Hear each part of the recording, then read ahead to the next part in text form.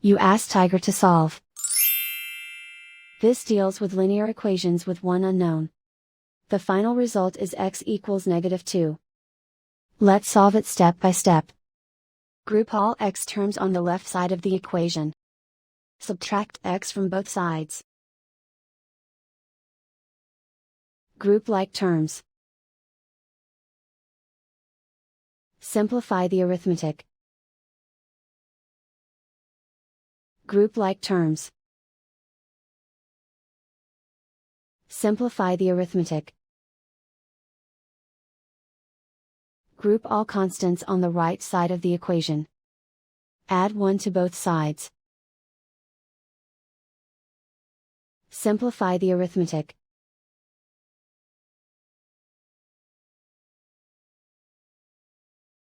Isolate the x. Divide both sides by 3. Simplify the fraction. Find the greatest common factor of the numerator and denominator. Factor out and cancel the greatest common factor.